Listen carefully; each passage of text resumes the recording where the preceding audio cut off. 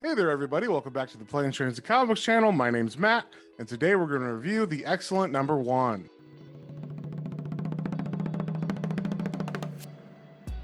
And before we get into that, if you guys would mind sharing, subscribing, commenting, it really helps me out and lets me know what you guys want to see more of. So, with that being said, let's get straight into it. All right, we start off with the cover of X-Cellent #1.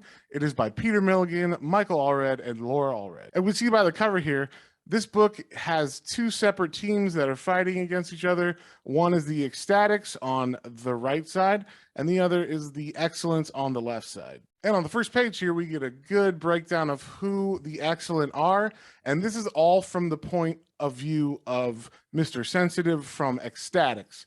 So from the other team, we get a little background on the leader, Zeitgeist. He was apparently in X-Force and was killed, but has since been resurrected. And then we got this eyeball here that is named Uno. We have Mirror Girl and John Hurt on the bottom.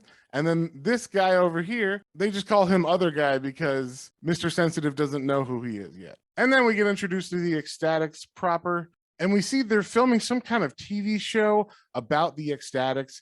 And specifically, this episode is supposed to be the X-Cellent versus the X-Statix. So they have some kind of rivalry with the X-Cellent.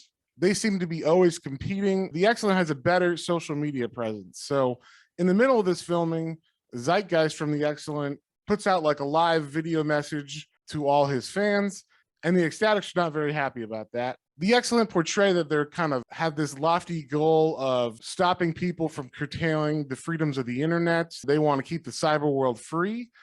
And that is kind of why they have so much followers, because they're like saying they stand up for this message of having a free internet. And part of this message is they show like their own version of this reenactment that the X-Statix were filming. And the X-Cellent version has all of the X-Statix as horrible, ugly looking people. They're rushing into this room, powers blazing, and there's like kittens and puppies and babies. They're just trying to make fun of them and put them down all around. So after we get a little catch up about who the X-Cellent are and kind of some of the exploits they've been doing around town, where we get to see kind of their fake personas that they put out there to the public, and then their real personas where they're like not necessarily evil, but they're definitely not having altruistic motives. And here we kind of see the eviler side of them, because it seems like Zeitgeist has wanted a teleporter for the team and hasn't been able to find someone. So he's had these scientists use this machine to piece together and assemble this teleporter named Venus de Milo from molecules of other Venus de Milos from all the known universes. Basically, each universe has a Venus de Milo.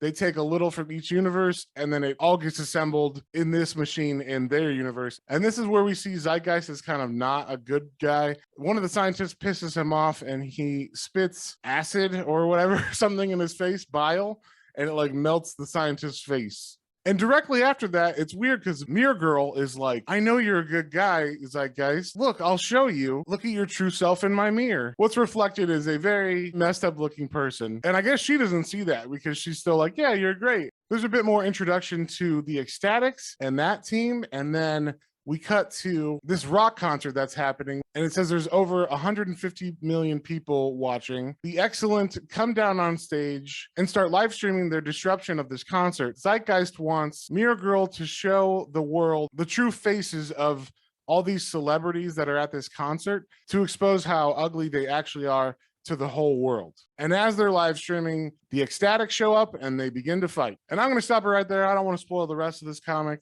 So that was the X-Cellent #1.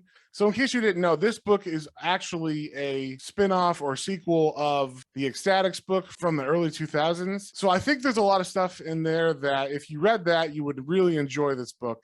But if you didn't, there was definitely a lot of threads and things about characters that you might miss or might be confused by. And I was in that category. I had never read the X-Statix book from the 2000s. So this just kind of throws you in. There was just a lot of characters. You just kind of have to piece it together as you go. And the art of this book is really good. I have always liked Michael and Laura Allred's art. So that seems fantastic still. They definitely have their own style that really kind of sets this book apart from most of the current books that are out from Marvel. I'm going to give this book a 3 out of 5. I personally don't think I'm going to continue it, but with the art and everything, I like that so much. And then I don't think the story's bad. It's just If you've never read the X-Statix, there's just a lot going on, and I found it kind of hard to follow. So if you saw anything you liked, definitely go pick that up at your local comic book store, and we will see you guys on the next one.